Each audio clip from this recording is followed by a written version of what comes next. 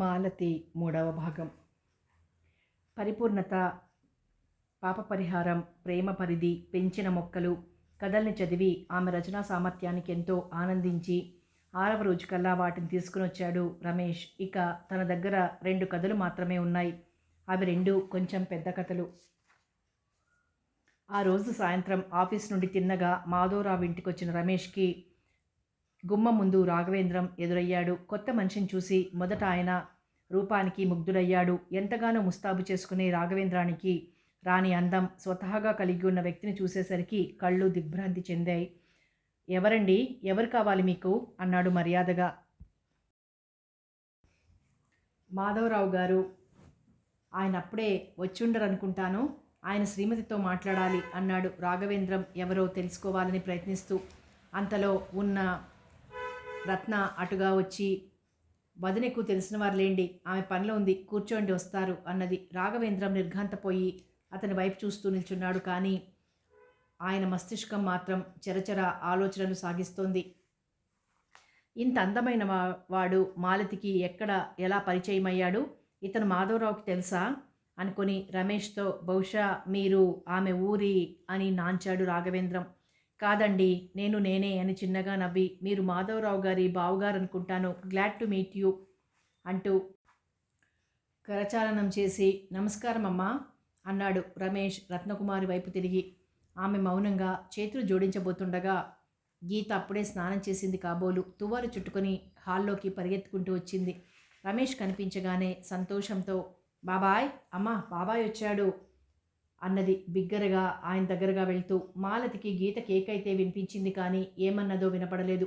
ఆమె తడి చేతుల్ని పైట చెంగుకి తుడుచుకుంటూ హాల్లోకి వచ్చింది, మిద్దె మీదికి వెళ్లేందుకై. అక్కడ రాఘవేంద్రానికి ఎదురుగా కూర్చున్న రమేష్ని చూసింది. రమేష్ దగ్గరగా నిల్చున్న గీతకు ఒళ్ళు తుడుస్తున్నాడు. మాలతి ఆయన్ని చూసి నవ్వుతూ, ఎప్పుడొచ్చారు, చాలాసేపైందా అన్నది.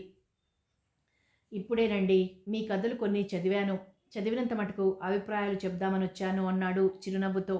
మరి మేడ మీదికి వెళ్దాం రండి, పాపకు బట్టలు తొడగాలి అంది. గీత, బాబాయిని మేడ మీదికి తీసుకువెళ్ళు, నేను వస్తున్నా అన్నది వంటింటి వైపు దారి తీస్తూ.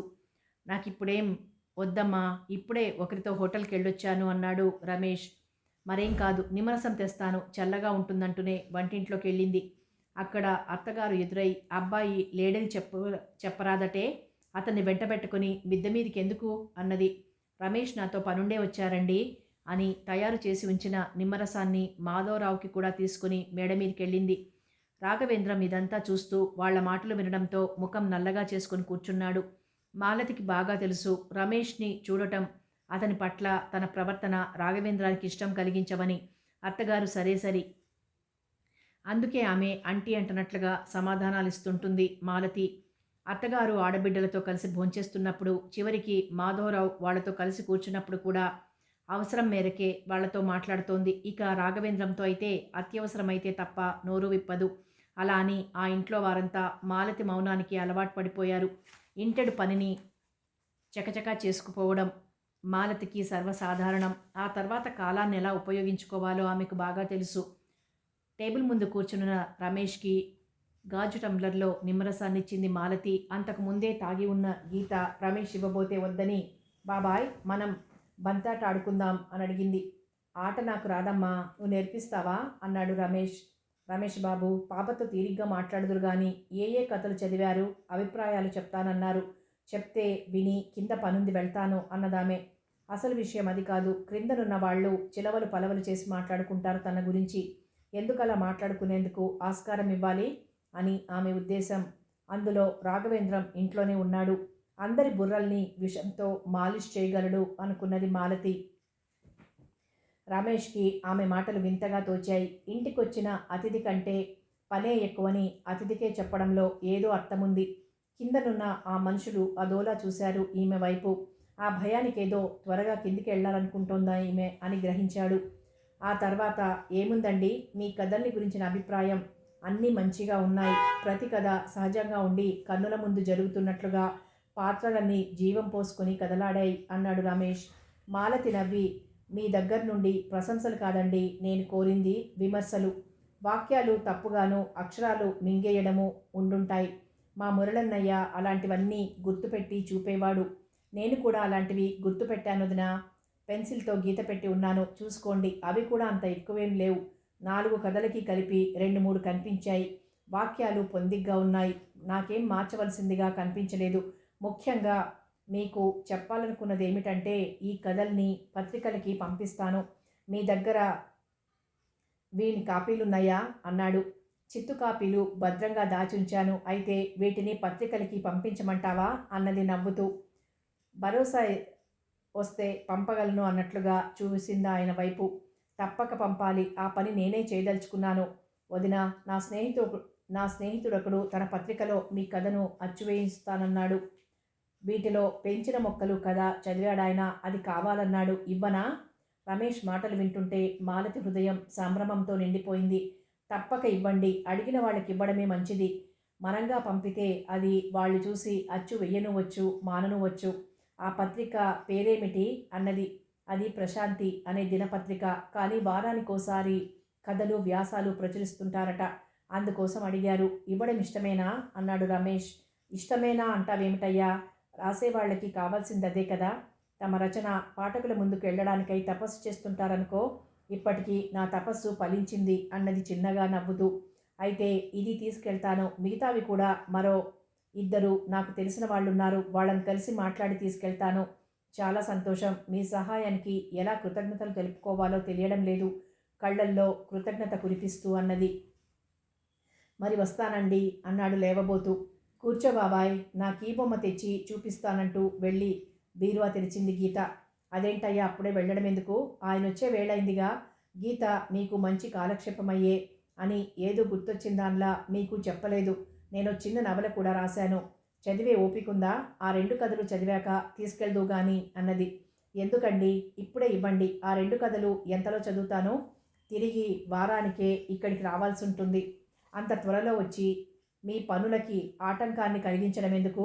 ఇప్పుడే ఇస్తే ఓ మాసం వరకు ఇటు తిరిగి చూడను. మీ రచనల్లో నిమగ్నమై మిమ్మల్ని ఆ కథలో చూడగలుగుతాను అన్నాడు నవ్వుతూ.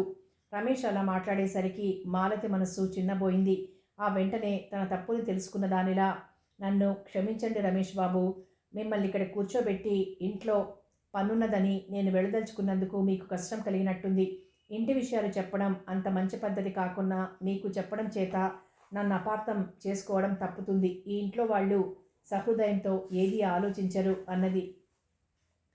ఇప్పుడు ఖిన్నుడవడం రమేష్ వంతైంది. కాస్త తగ్గు స్వరంతో దీనంగా అన్నాడు. మీరు చెప్పకముందే నాకు అర్థమైంది వదినా. పోనీయండి, మిమ్మల్ని అనవసరంగా బాధ పెట్టాను. ఆ నవల ఇలా ఇచ్చి మీరు వెళ్ళండి. నేనెక్కడికి పోను, అన్నగారు వచ్చే వరకు అన్నాడు. కొందరు మనుషులు వరుస పెట్టి వెంటనే పిలవగలుగుతారు. మరికొందరు వరుస కలిపిన వారిని అలా పిలవడానికి జంకుతారు. వీరిలో రమేష్ మొదటి కోవకి చెందినవాడు. ఆత్మీయత కలిసిన చోట తనకు నచ్చిన వరుసతో పిలవడానికి సందేహించని రమేష్పై మాలతికి ఆప్యాయత, అనురాగం ఇనుమడించింది. ఏ లగ్నాన గీత నోటికొచ్చిన పిలుపుతో బాబాయ్ అని పిలిచిందో గాని ఆనాటి నుంచి వారిలో ఆత్మీయత పెంపొందనారంభించింది. నవలని రమేష్ కందిస్తూ, నవలకి పేరు లావణ్య అని పెట్టాను అన్నది మాలతి. లావణ్య అని పలికి, ముందు లిస్టు రాసుకున్నారా అన్నాడు రమేష్ పుస్తకం తెరుస్తూ. అలవాటు లేదు. ఆ సస్పెన్స్ చెడిపోతుంది. అది ఆది నుండి చదివితేనే పాత్రలు మనకి అవగాహన అవుతాయి. అంతేగాని పరోక్షంగా పాత్రల్ని పరిచయం చేసినందువలన పాత్రల ఎడ ఉత్సాహం నశిస్తుంది పాఠకునిలో. ఇది నా అభిప్రాయం మాత్రమే అన్నది చిన్నగా నవ్వుతూ మాలతి. రమేష్ తన్మయుడై ఆమె వైపు చూస్తున్నవాడల్లా, వదినా, నాకేమనిపిస్తుందో తెలుసా? మీతో ఇలా కూర్చుని గంటల తరబడి సాహిత్య చర్చలు సలుపుతూ ఉంటే పొద్దెలా గడిచిపోతుందో తెలియకపోతుందని. మరేమో అంటుండగా మధ్యలో పొద్దంటే గుర్తొస్తోంది. నేను పైకొచ్చి చాలాసేపైంది. ఓ మారు కిందికి వెళ్ళొస్తాను. గీత, నీ ఫోటో ఆల్బమ్ బాబాయ్కి చూపించు తల్లి. ఓ నిమిషంలో తిరిగొచ్చేస్తానంటూనే దిగిపోయింది మాలతి. రమేష్ ఆమెను గురించి ఆలోచిస్తూ ఉండగా గీత వచ్చి పలకరించింది. ఒక చేతిలో ఆల్బమ్, మరో చేతిలో బొమ్మ పట్టుకుని. రమేష్ ఆల్బమ్ అందుకుని పేజీ తిరిగేశాడు. మొదటి పేజీలో గీత బొద్దుగా ఒత్తైన జుట్టుతో బోర్లా పడుకుని పూర్ణ చంద్రుని లాంటి ముఖాన్ని ఇటు తిప్పి ఉంది. ఆ పసిపాప చిరునవ్వులొలికిస్తుంటే పరమాత్మ సందేశాన్ని వినిపిస్తున్నట్లుంది. రెండవ పేజీ తిప్పాడు. పాపనెత్తుకుని మాలతి. ఇందులో పాపకు గౌన్ తొడిగాడు. ఒంటి కతుక్కుపోయి గౌనుపై అల్లిన లతలు అందంగా మెరుస్తున్నాయి. ఫోటోలోని మాలతి కళ్ళల్లో ద్యోతకమవుతున్న భావాలని అర్థం ఒక వాక్యంలో చెప్పడం కష్టం. ఇదే ఈ పాపని భారత నారిగా తీర్చిదిద్ది దేశానికి ఇస్తాను. ఆదర్శ గృహిణికి తన పాపల్ని ఉత్తమ పౌరులుగా తీర్చిదిద్దాలి అంటున్నట్లు అనిపిస్తోంది. మరో పేజీలో మాలతి ఒక్కతే చక్కని పలువరస కనిపించేలా నవ్వుతూ ఉంది. ఎవరో ఆమెను నవ్వించి ఫోటో తీశారా అన్నట్లు మంచి ముఖవర్చస్సు, ముందు వైపు కొద్దిగా వంపులు తిరిగిన జుట్టుతో బారెడు జడ అల్లుకుంటూ ఉందెప్పుడు. మరో ఫోటో చూశాడు. మాధవరావు మాలతి. మాధవరావు గీతనెత్తుకున్నాడు. మంచి దాంపత్యం. ఇద్దరికిద్దరు ఎందులోనో తగ్గిలేమో అన్నట్లున్నారు అనుకుంటుండగా కింది నుండి కేకలు వినిపించాయి. బాబాయ్, ఈ బొమ్మతో ఆడుకో, నేను ఇప్పుడే వస్తా అంటూ ఆయన చేతిలో బొమ్మను పెట్టి మెట్ల మీదకి పరుగు తీసింది గీత. అక్కడ జరిగింది ఏమిటంటే, మాధవరావు వచ్చి మెట్లెక్కబోతుండగా తల్లి నిలేసింది. అబ్బాయ్, ఇంత అన్యాయం కూడా ఉందట్రా. ఇంటికొచ్చిన కొత్త వాణితో మేడ మీదకెళ్ళి ఇంతవరకు దిగిరాలేదు అని ఇంకా ఏదో చెప్పబోతుండగా మాలతి దిగిరావడం కనిపించింది ఆమెకి. అదిగో దిగుతోంది తల్లి. ఇంట్లో అబ్బాయి లేడని చెప్పవే అంటే ఆయన వచ్చింది నా కోసమేనని ధైర్యంగా జవాబిచ్చింది. ఏమైనా చెప్పు, నీ ధైర్యం చూసుకుని ఆవిడ అలా ఆడుతోందిరా. పెద్ద చిన్న లేనప్పుడు ఇక నా మర్యాద ఏమేడ్చింది ఇక్కడ అన్నది ఉగ్రరూపం దాల్చి.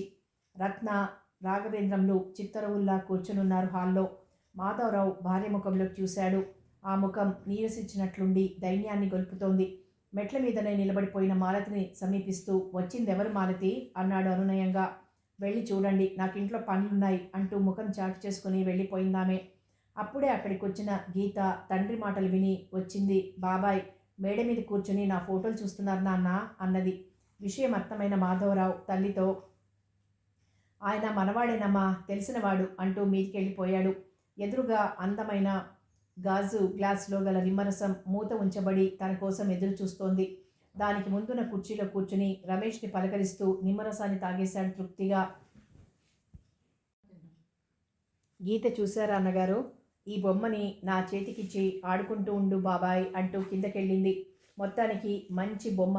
కీ ఇచ్చినప్పుడు నవ్వుతుంది, ఆ తర్వాత మూతి ముడుచుకుంటుంది. అలా మనుషులకు కూడా కీ ఉంటే బాగుండు కదా, మన ఇష్టం వచ్చినప్పుడు ఆడించవచ్చు అన్నాడు. మాధవరావుకి ఆయన మాటలు కొద్దిగా బాధను కలిగించాయి.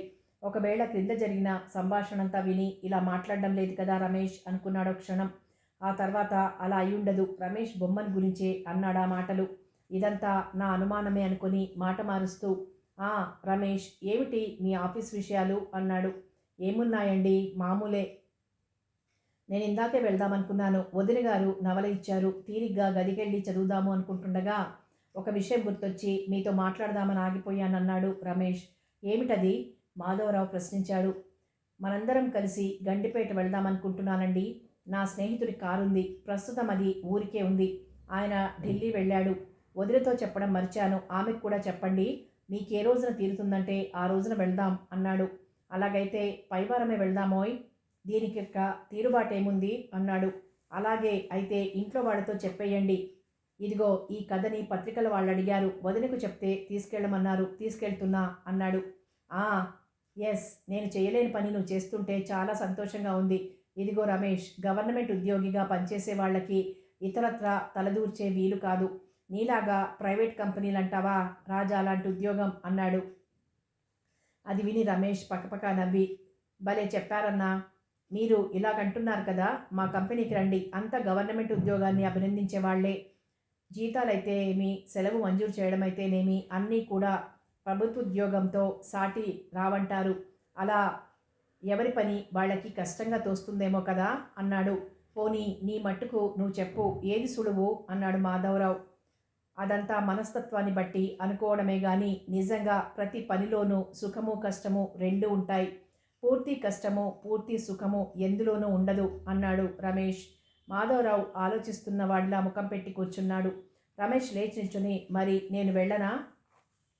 ఇంతకుముందే వదిన గారితో అన్నాను. ఓ, మనందరము మాసం వరకు నేను కనిపించను, కానీ మనందరం వెళ్ళాలనుకున్నాం కదా, మీ నవల చదువుతూ కూర్చుంటాను అని. ఇంతలోనే ఆ విషయం గుర్తొచ్చింది. వారానికే రాబోతున్నాను అన్నాడు నవ్వుతూ రమేష్. మాధవరావు రమేష్ వెంట మెట్లు దిగుతూ, తిరిగి నువ్వు గుర్తు చేశావు. ఇప్పుడే ఇంట్లో వాళ్ళకి చెప్పేస్తాను. ఈ విషయం మర్చిపోయినా మరవగలను. మాలతి అంటూ ఉంటుంది. మతిమరుపు ప్రొఫెసర్నని అంటుండగా దిగువ మెట్టు దగ్గరికి వచ్చేసరికి హాల్లో మాధవరావు తల్లి సుబ్బలక్ష్మమ్మ కనిపించింది రమేష్కి. దొడ్డమ్మగారు నమస్కారం అండి అంటూ చివరి మెట్టు కూడా దిగి ఆమెను సమీపించి వచ్చే వారం అంటూ చెప్పబోతుండగా మాధవరావు అందుకొని గండిపేటకి వెళ్దామనుకుంటున్నామమ్మా. మనమంతా కలిసి ఒక చోటుకి వెళ్ళి చాలా కాలమైందిగా. రమేష్ కారు తీసుకొస్తానన్నాడు, అందుకని ఈ పథకం వేశాం అన్నాడు తేల్చేస్తూ. ఆమె బదులు పలక్కుండా మూతి 3 వంకరలు తిప్పుకుంటూ వెళ్ళిపోయింది. రమేష్ ఇది గమనించినట్లుండి ఇక నే వెళ్తాను, మీరాగండి నాన్నగారు అన్నాడు. ఇంతలో గీత లోపల నుండి పరిగెత్తుకుంటూ వచ్చి బాబాయ్ టాటా అన్నది. రమేష్ పాపనెత్తి ముద్దాడి దించాడు. ఆ రాత్రి మాలతి మామూలుగానే భోజనాల పని పూర్తయ్యాక మేడ మీదకొచ్చింది. మాధవరావుతో యథాతథిగా మాట్లాడింది. రమేష్ ప్రస్తావన కానీ అత్తగారు చేసిన ఆరడి కానీ కేకలు కానీ ఆమె మనసులోకి ఎక్కనట్లు గుంభనంగా ఉంది. వడ్డన సమయంలో కూడా సాధారణంగా ఉండటం మాధవరావుకి ఆశ్చర్యాన్ని కలిగించింది. అతనికి ఆమె ఒక పరిశోధించదగిన వ్యక్తి. ఎప్పటికప్పుడు మాలతిని అర్థం చేసుకోలేక అవస్థ పడిపోతూ ఉంటాడు మాధవరావు. ఆయనే మాటల మధ్యలో రమేష్ విషయం ఎత్తాడు. పై వారం మనల్ని రమేష్ గండిపేట తీసుకెళ్తాడట. అతని స్నేహితుడి కారు తీసుకొస్తానన్నాడు, నీకు చెప్పటం మరిచాడట అన్నాడు. అది విని ఆమె నవ్వి నా కథ ఒకటి అచ్చు వేయిస్తానని తీసుకెళ్ళాడు, చెప్పాడా అన్నది. ఆ నవలు కూడా ఇచ్చావటగా, చదవమని. నువ్వు నవలు రాసావా? నాకు చెప్పనే లేదు అన్నాడు ఆమెను ప్రేమగా చూస్తూ. మాలతి భర్త కళ్ళల్లోకి వింతగా చూస్తూ చెప్పుంటే ఏం చేస్తుండేవారు, చదివేవారా అన్నది ఆశగా. చెప్పి ఉంటే చదివేవాడినే, మరి ఇప్పుడు అవకాశం మించిపోయింది అన్నాడు నవ్వుతూ. పోనీయండి, ఆ అవకాశం పోతే పోయింది కానీ ఇది వినండి. ఇప్పుడు నవల్ని ప్రారంభించాను, అది పూర్తి కాగానే మీకు ఇస్తాను, చదవండి. ఆ నవలకి మొదటి పాఠకుడు మీరే కావాలి, తెలిసిందా? మాట తప్పకండి అన్నది మాలతి.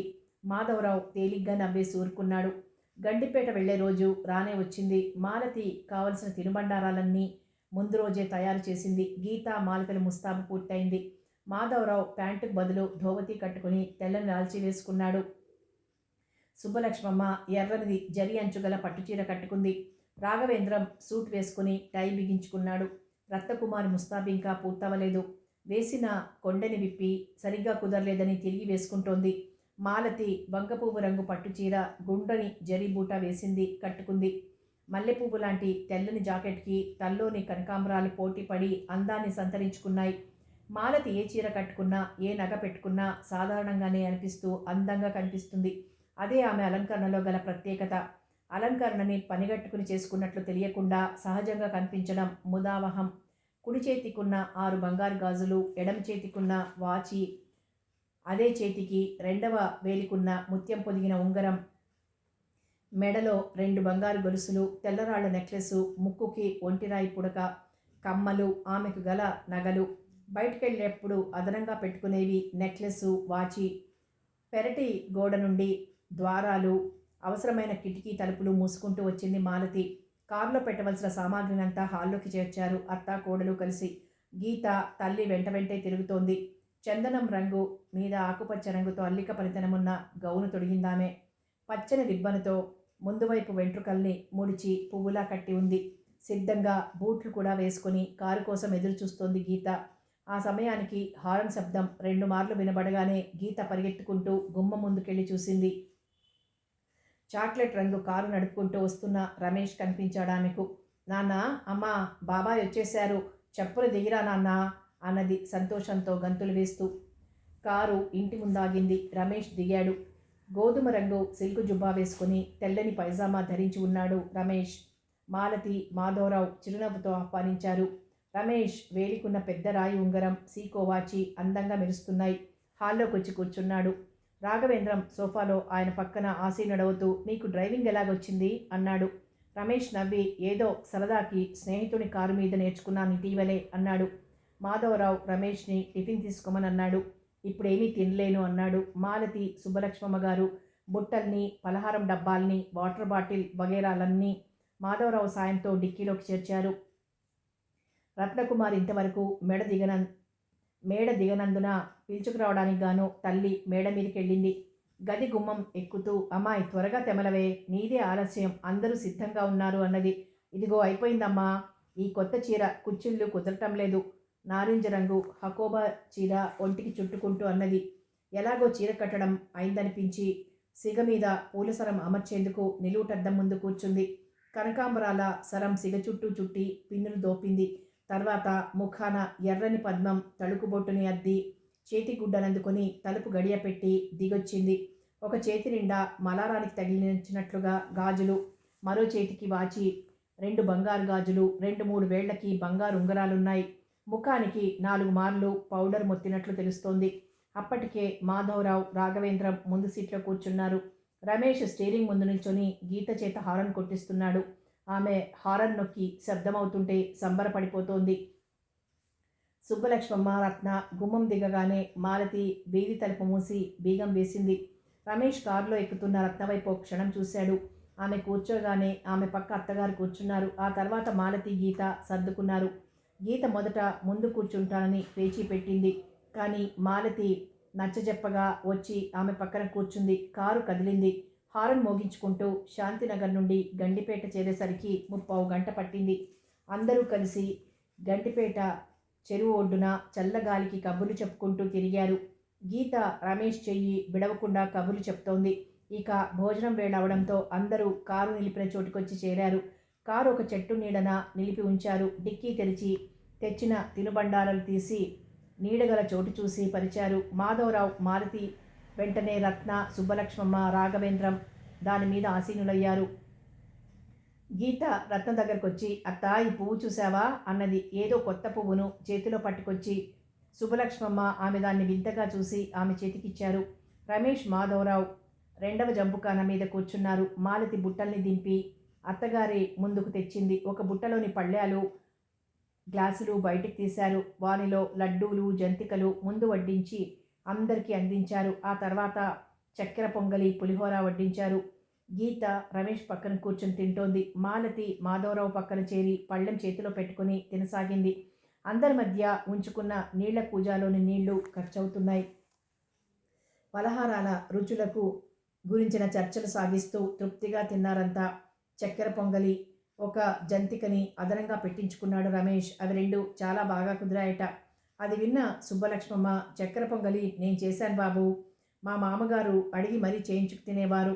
ఏ లోకంలో ఉన్నారో గాని చల్లని వేళ గుర్తొచ్చారు అన్నదామె. తర్వాత మాలతి చేయి కడుక్కొని ఫ్లాస్క్లోని కాఫీ కప్పుల్లోకి పోసి అందరికీ అందించింది. రమేష్ కాఫీ తాగుతూ, ఇది కాఫీయా అమృతమా అని పోల్చుకోలేకున్నానండి అని. అన్నగారు, బయట కాఫీ తాగినప్పుడంతా మీ ఇంటి కాఫీ తలుచుకోకుండా ఉండను అన్నాడు. కాఫీ గొప్పతనం మాలతిదే. నేను ఎన్ని హోటల్స్లోనో తాగుతుంటాను కదా, ఈ రుచి ప్రత్యేకం అన్నాడు మాధవరావు. వాళ్ళ మాటలకి మాలతి నవ్వింది. మీరు మరీ పొగిడేస్తున్నారు. కాస్త రుచిగా ఉన్నంత మాత్రాన మరెక్కడా కాఫీకి రుచి లేదనడం ముఖస్తుతి అన్నది. ఏం కాదు, నేనన్నది యథార్థం. అది నీ చేతికి గల ప్రత్యేకత కదూ రమేష్ అన్నాడు మాధవరావు.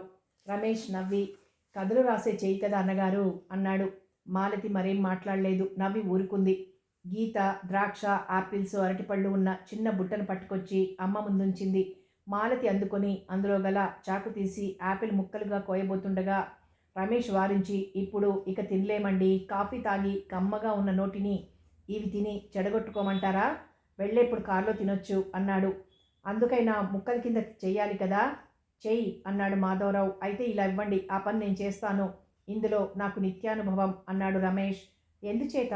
మాలతి ప్రశ్నించింది పళ్ళబుట్టని ఆయన ముందుకు జరుపుతూ. ఏముంది, ఒంటరిగాడిని, యాపిల్ పండ్లు తెచ్చి గదిలో ఉంచుతుంటాను. వచ్చిన స్నేహితులకిచ్చే ఆతిథ్యం అదేగా. బిస్కెట్సు, యాపిల్ ముక్కలును అన్నాడు. అప్పటికే అలసిపోయాము అనుకున్న రత్న, ఆమె తల్లి వెళ్ళి డిక్కీలోని దిండ్లను తెచ్చారు. వాటిని తలల కింద చేర్చుకుని ఎటు పడితే అటు నడుం వాల్చారా ముగ్గురు. అది చూసి మాధవరావుని రమేష్ జరిగి పడుకోండి అన్నాడు. అక్కర్లేదు, ఏమలసిపోయాను గనక. నువ్వు కావాల్సింటే పడుకో, డ్రైవ్ చేసి అలసిపోయి ఉంటావు అన్నాడు. నాకు అలవాట్లేదండి. ఒక పని చేద్దాం, పేక తెచ్చాను. ఈ చల్లగాలికి కూర్చొని 2 ఆటలాడదాం అన్నాడు రమేష్. పేక తెచ్చావా? చెప్పవేం, ఈసరికి మొదలు పెట్టుండే వాళ్ళం అన్నాడు ఉత్సాహంగా మాధవరావు. రమేష్ లేచి కారు దగ్గరికి వెళ్తూ, కెమెరా కూడా తెచ్చాను. మీకు అభ్యంతరం లేకుంటే ఫోటోలు తీసుకుందాం. ముఖ్యంగా పాపకు ఫోటోలు తీయాలని తెచ్చాను అన్నాడు. మాధవరావు నవ్వుతూ, ముందు పేక పట్టుకురా, తర్వాత కెమెరా సంగతి పడదాం అన్నాడు. ఎండ ఉందిగా, మరి కాసేపు ఆగి ఫోటోలు తీయొచ్చు, ఇంతలో వాళ్ళు లేస్తారు అన్నది మాలతి. బావా, పేక ముక్కలు పంచుతున్నాం లే అన్నాడు మాధవరావు రాఘవేంద్రాన్ని ఉద్దేశించి. ఇప్పుడప్పుడే లేవలేను బాబు, ఒక ఆట మీరు ఆడుతూ ఉండండి అన్నాడు రాఘవేంద్రం. సరే మాలతి, నువ్వు ఉన్నావు కదూ అన్నాడు మాధవరావు. ఆమె లేకుంటే ఇద్దరితో ఆట ఏం బాగుంటుందండి అన్నాడు రమేష్ పేక తెచ్చుకొని కూర్చుంటూ. మాలతికి ఆటలో చేరక తప్పలేదు. మొదటి ఆటలో మాలతికి గెలుపొచ్చింది. రెండవ మారు రమేష్ది గెలుపు. మూడవసారి మాధవరావు గెలిచాడు. ఇక చాలు బాబు, సమానంగా గెలిచేశాం, గెలుపుకి గెలుపు చెల్లు అన్నాడు మాధవరావు పేక ముక్కలు కింద పెట్టేస్తూ. మాలతి మాధవరావు కింద పెట్టిన ముక్కల్ని తీసి తన చేతిలోని ముక్కలతో జత చేసి రమేష్కి అందించింది. నేను కాస్త సేద తీర్చుకుంటానయ్యా, మీరెవరైనా కబుర్లు ఆరంభించండి, వింటుంటాను అంటూనే మాధవరావు అక్కడికక్కడే చోటు చేసుకుని మేలు వాల్చాడు. పేక ముక్కల్ని వదిలేసి పాకెట్లో పెడుతూ, రమేష్, కబుర్లంటే గుర్తొచ్చింది, మీరిచ్చిన 2 కథలు చదివానండి. ఒకటి మంచికి పోతే అనేది, రెండవది మగవాళ్ల తీరు. ఆ 2 విభిన్న దృక్పథాల్లో రాశారు. ఆ 2 వరుసలో చదివేసరికి నాకు అనిపించింది ఏమిటంటే, అసలు మీరు కథ ఎన్నుకునేప్పుడే దానికి వ్యతిరేక్తంగా మరో కథ సృష్టించాలని అనుకుని రాస్తారా అని అన్నాడు. అందుకు మాలతి సంతోషంతో, బాగా గుర్తించారు, ఉద్దేశమే అది. నాకు లోకంలో వేటి మీద వలపక్షం లేదు. మంచి చెడులు అన్నిట్లోనూ అందరిలోనూ కనిపిస్తూ ఉంటాయి. వాటిని యథాతథంగా కూర్చి పాఠకుల ముందుంచడమే నా అభిప్రాయం. నా రచనల వలన వారిలో లోకానుభవం సంపాదించి పెట్టాలని, వారు మంచిని గుర్తించి ఆచరించాలని నా కాంక్ష అన్నది తృప్తిగా ఆమె. ఏమిటది? కథా సంవిధానం ఏమిటో చెప్పండి విందాం అన్నాడు మాధవరావు వాళ్ళ మాటలు వింటున్నవాడల్లా.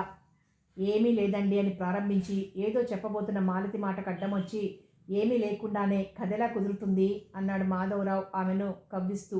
అబ్బా, మీ చెరిపి మాటలు కాసేపు తగ్గించి మెందల్చుకుంటే వినండి, లేకుంటే అని మాలతి కాస్త విసుగ్గా అంటుండగా రమేష్ చిన్నగా నవ్వుకొని, అసలు ఏమిటంటే అన్నయ్య గారు, మంచికి పోతే కథలో ఒక తండ్రి తన ఒక్కగానొక్క కుమారునికి పెళ్లి చేసి కోడల్ని కన్న కూతుర్లా చూసుకోవాలనుకుంటాడు. అది ఆదర్శమైన వివాహం చేయవలెనని, అంటే కులమత ప్రసక్తి లేకుండా అని కాదు, కట్న కానుకల పద్ధతి పాటించకుండా అని. మొత్తానికి విధి కూర్చిన ఓ సంబంధం దొరికింది.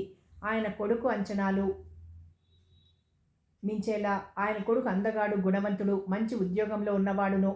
వీళ్ళు చూసిన ఆ పిల్ల కాస్త నలుపు అయినప్పటికీ ముక్కు ముఖం బాగానే ఉంది. సత్సాంప్రదాయం కలిగిన వారు అనుకుని ఒప్పేసుకుంటారు. ఆ పిల్ల ఇంటి వాళ్ళు అబ్బాయిని చూసింది మొదలు ఈ సంబంధం ఎలాగైనా చేజార్చకూడదని పన్నాగాలు పన్నుతారు. వాళ్ల ఇంటికెళ్ళి మనసు మార్చుకోకుండా ఉండడానికై ఊరి పొలిమేరలు దాటకముందే మధ్యవర్తి ద్వారా అమ్మాయికి 10,000 అట్టిపెట్టి ఉన్నామని, లాంఛనాలన్నీ అడిగిన రీతిగా జరుపుతామని కబురు చేశారు. పిల్లవాడి తండ్రి, ఇవన్నీ ఎందుకయ్యా? అమ్మాయి నచ్చిందని చెప్పాంగా, నేను ఆడపిల్లల తండ్రిని, 4గురికి పెళ్లి చేశాను, 5వది పెళ్లికి ఎదిగింది, నాకు తెలియదు ఆడపిల్ల కలవారి అగచాట్లు అన్నాడు. కానీ మధ్యవర్తి వాళ్ళు ఆస్తి పనులని కష్టపడవలసిందేమీ లేదని, వద్దనక తీసుకుంటే రేపు అమ్మాయి పెళ్లికి ఉపయోగపడుతుందని అంటాడు. అందుకు అబ్బాయి తండ్రి ఆలోచించి, నిజమే, పెద్దల ఆస్తి అంతా కరిగిపోగా ఒక ఇల్లు మిగిలింది, అదైనా వానికి నిలుపుతాను అనుకుని సరే అని అంటాడు. పెళ్ళైపోయింది. అమ్మాయి అత్తవారింటికి వచ్చింది. ఆ తర్వాతే కథ ప్రారంభమవుతుంది. ఆమె గారు ఏమి మత్తు చెల్లిందో కానీ అబ్బాయిలోని పూర్వపు మంచి గుణాలన్నీ ఎగిరిపోయి దాని స్థానే స్వార్థం చోటు చేసుకుంటుంది. జీతం రాళ్లు తెచ్చి పెద్దలకి ఇవ్వడానికి బదులు పెళ్ళాం చేతిలో పెట్టడం, ఆమె ద్వారా ఇంటి ఖర్చులకి అతి నిక్కచ్చిగా డబ్బులు అత్తగారికి అందడం లాంటి ఏర్పాట్లు, మిగిల్చిన డబ్బుతో ఆమె కోరుకున్న చీరలు కొనడం, తలుచుకున్న సినిమాలు చూడడం, ఇంట్లో పెద్దవాళ్ళున్నారు అన్న మాటే మరచి వాళ్ళు తమ మోచేతి నీళ్లు తాగి బతకవలసిన వాళ్లుగా చూడటం జరుగుతుంది. అప్పుడు ఆ తండ్రి మనోవ్యధ చెప్పనలవి కాదు. లోకం తీరిని నిందిస్తాడు. మంచికి పోతే జరిగింది ఇదా అని బాధ చెందుతాడు. అది కథ. ఆద్యంతం ఎంతో చక్కగా మలిచారు. పాఠకుల హృదయాల్ని కదిలించి వేసే సన్నివేశాలు ఉంటాయి అన్నాడు రమేష్. ఆయన చెప్పిందంతా వింటున్న మాలతి మనసు సంతోషంతో పురివిప్పిన నెమలి చందమైంది. ఎంత చక్కగా చెప్పగలిగాడు రమేష్. అసలు కథ ఎంత బాగా అర్థం చేసుకున్నాడు. రచన చేసిన వారి మనస్సు చదివి కథ చెప్పారు. నేనంత బాగా చెప్పలేను సుమా అన్నది. రమేష్ పక్కపక్క నవ్వి, ఇందులో గొప్పతనం ఏముందొదినా? చదివిన కథ, చూసిన సినిమా గూర్చి చెప్పడంలో గొప్పేం లేదు. వాళ్ళలా హృదయానికి హత్తుకునేలా చేయడంలో ఉంది గొప్పంతా అన్నాడు. మాలతి ఆయన మాట అంగీకరించినట్లు ముఖం పెట్టి, మీరు కథలు రాయడానికి ఎందుకు ప్రారంభించకూడదు రమేష్ అన్నది. నేనా బాబోయ్, ఏ శిక్ష అయినా విధించండి కానీ ఆ శిక్ష నాకొద్దు. కథ రాయడం అంటే మాటలా? పాఠకులకు దగ్గరగా వెళ్ళే రచన చేయడం అంత సులువు కాదు. తన జీవిత కాలాన్ని వెచ్చించి అహర్నిశలు కృషి చేసి మరీ రాయాలి. రచన చేయడం ఆషామాషి కాదుదినా. మీరెంత శ్రమ తీసుకుని ఇవి రాస్తున్నారు అన్నది నేను ఊహించగలను అన్నాడు. అంతా వింటున్న మాధవరావు, నీ బుర్రలోకి ఈ ఆలోచనలు ఎలా వస్తాయి మాలతి అన్నాడు తాను ఆలోచిస్తున్నవాడిలా ముఖం పెట్టి. అందుకు రమేష్, అదేం ప్రశ్న అన్నగారు, రత్నానికి ఆ ప్రకాశం ఎలా వచ్చింది అంటే సమాధానం ఏముంటుంది, అంతే. అది కూడా స్వతసిద్ధంగా ఆమెకు లభించిన వరం. మరో కథ వినండి, మగవాళ్ల తీరు.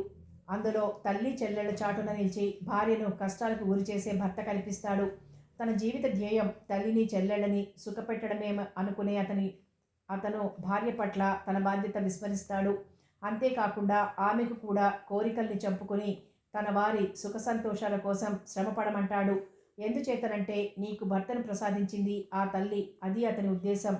పోనీ తన కుమారుని మనసును గుర్తించిన తల్లి చెల్లెళ్ళ వాళ్ళు అంటే అదేమీ లేదు. అతని మెత్తని మనసుని ఆసరాగా తీసుకుని అతన్ని జీవితంలో సుఖానికి నోచుకోకుండా చేస్తున్న అల్పులు.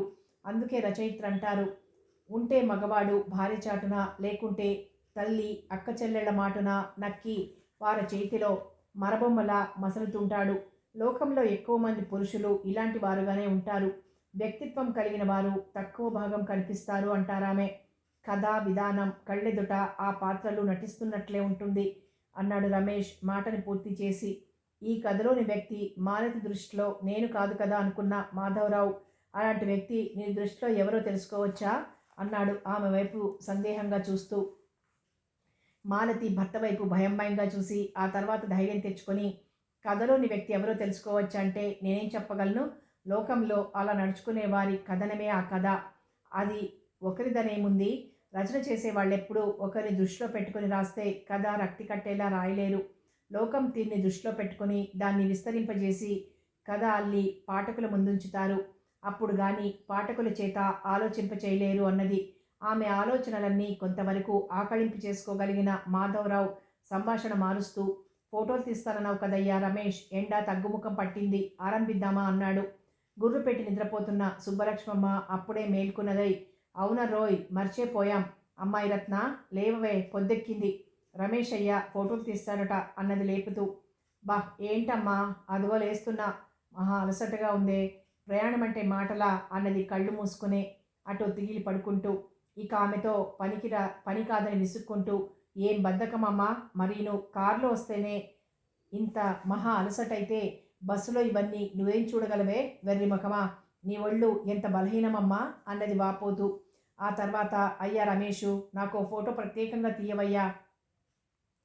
కాటికి ఎదురు చూస్తున్న ముసల్దాన్ని ఏ సమయం ఎలాగుందో ఎవరు చూశారు అన్నది లేచి కూర్చొని జుత్తు సవరించుకుంటూ. మాధవరావు పడుకుని ఊరికనే కళ్ళు మూసుకున్నాడు. గీతను గమనిస్తున్న రమేష్ మాలతిని పిలిచి ఆమెను గమనించమన్నాడు.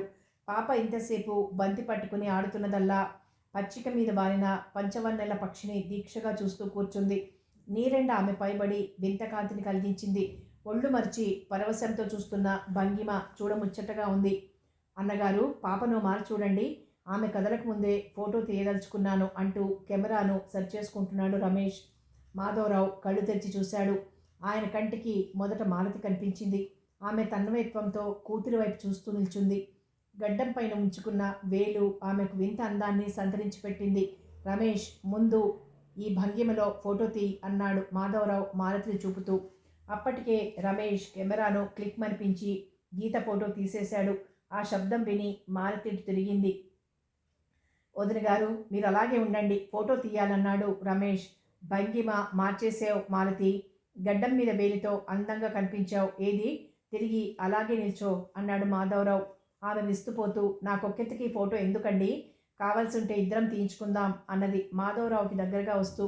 వద్దు బాబోయ్, రచయిత్రి ఆమె భర్త అని ఫోటో వేయించగలడు రమేష్, లేని గొప్పతనం నాకొద్దు అని నవ్వుతూ మాలతికి దూరంగా జరిగి నిల్చున్నాడు. ఆ వెంటనే, రమేష్, మాలతికి ఒకటికే ఫోటో తీయవయ్యా, గడ్డం మీద వేలించుకోమాలా. రచయిత్రి ఏదో ఆలోచిస్తున్నట్లుంది. నీ చూపులు ఏవో లోతుల్ని తెలుసుకుంటున్నట్లు చాలా బాగుంది ఆ ఫోటో అన్నాడు. మాలతికి భర్త మాటలు వింతగా కనిపించాయి. అర్థం కాని అయోమయ పరిస్థితిలో ఉన్నట్లనిపించి విసుగు పుట్టించింది ఆమెకు. ముఖం మొగ్గలా ముడిచి చాలెండి గొప్పలు, గడ్డం మీద వేలుంచుకోవాలట వేలు అన్నది చిరుకోపాన్ని కనిపించకుండా ప్రదర్శిస్తూ. ఆమెనే చూస్తున్న రమేష్ సమయం చూసి కెమెరాను క్లిక్ మనిపించాడు. మోయలేని భారాన్ని మోస్తూ దీర్ఘాలోచనలో మునిగి తీవ్రంగా వాదిస్తున్నట్లున్న ఆ భంగిమ, గొప్ప రాజకీయవేత్త ఉండే పరిస్థితి అది. ఆమె ముఖంలోని సంచలనం రమేష్కి నచ్చి ఫోటో తీశాడు. కానీ అది ఎవరూ గమనించలేదు. ఇంతలో సుబ్బలక్ష్మమ్మ కోపంగా, అయ్యో భోగమా, పెద్ద వయస్సున్నదాన్ని ఎందుకైనా మంచిదని ఫోటో తీయమంటే అవెక్కడి ముచ్చట్లమ్మా, ఎడతగని ముచ్చట్లు, నా ముఖానికి ఒక ఫోటో తీసి పారేసి ఆ తర్వాత ముచ్చట్లేసుకొండర్రా అన్నది ఉసూరుమంటూ. ఇదిగో దొడ్డమ్మగారు, మీకోసమే కెమెరా సిద్ధంగా ఉంచుతున్నాను, మీరు సరిగ్గా నిల్చోండి అన్నాడు రమేష్ యాంగిల్ చూసుకుంటూ. సుబ్బలక్ష్మమ్మ ముఖంలోకి తేజస్సు వచ్చింది.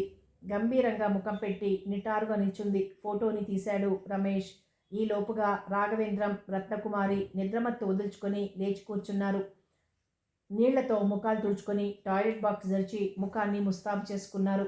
ఇంతలో గీతనెత్తుకుని ఉన్న మాధవరావు ఫోటో ఒకటి తీశాడు రమేష్. ఆ తర్వాత కెమెరాను సర్దుబాటు చేసి తాను మాధవరావు పక్కన నిల్చుంటూ క్లోజప్లో ఫోటో తీయమని మాలతి చేతికిచ్చాడు. ఆమె అట్లే చేసింది. మీరు పాపనెత్తుకుని అన్నగారి పక్కన నిల్చోండి అన్నాడు రమేష్ ఆమె చేతి నుండి కెమెరా అందుకుని. మాలతి గీతనెత్తుకోబోతుండగా మాధవరావు పాపనందుకుని, నువ్వు చక్కగా నిల్చో, నేను తీసుకుంటాను పాపని అన్నాడు. గుడ్, అలా ఉండాలి అనేశాడు సంతోషంతో రమేష్. ఏమిటి, భర్తైన వాడా అన్నాడు మాధవరావు నవ్వుతూ మాలతి వైపు చూస్తూ. సరిగ్గా పిలవండి అన్నగారు, మీరు ఆమెను ఊరికే ఉడికిస్తున్నారు అన్నాడు రమేష్ నవ్వుతూ. మాధవరావు చక్కగా నిల్చోవడంతో రమేష్ ఫోటో తీశాడు. ఇక రాఘవేంద్ర, రత్నకుమారిలు కెమెరా ముందు వచ్చి నిల్చున్నారు. నూతన దంపతులు ఫోటో తీయించుకునే విధంగా నిటారుగా నిల్చొని ఆయన ఫుల్ సూట్లోనూ ఆవిడ ఆడంబరమైన చీరతోనూ ఫోటో తీయించుకున్నారు. ఆ తర్వాత చివరగా సుబ్బలక్ష్మమ్మను మధ్యగా నిలబెట్టి అటు ఇటు దంపతుల్ని నిలిపి ఫోటో తీశాడు. ఇందులో గీతను మాలతి పట్టుకుంది. అంతా బుట్టా తట్టా సర్ది డిక్కీలో చేర్చారు. పండ్ల బుట్టని మాత్రం కారులో తీసుకునొచ్చి కూర్చున్నారు. దారి పొడుగున ద్రాక్ష, యాపిల్, అరటి పండ్లను తింటూ మాట్లాడుకుంటూ ప్రయాణం సాగించి ఇల్లు చేరారు. మాధవరావు పెట్రోల్ ఖర్చుకి డబ్బివ్వబోతే రమేష్ తీసుకోలేదు. పాప కారులోనే నిద్రపోయింది. ఆమెను మేడ మీదకి తెచ్చి మంచం మీద పడుకోబెట్టింది మాలతి. కారు బయట నుంచి పైకొచ్చిన రమేష్ గీత పక్కన చోటు చేసుకుని సేద తీర్చుకుంటున్నాడు. కుర్చీలో కూర్చున్న మాధవరావుతో కబుర్లాడుతూ.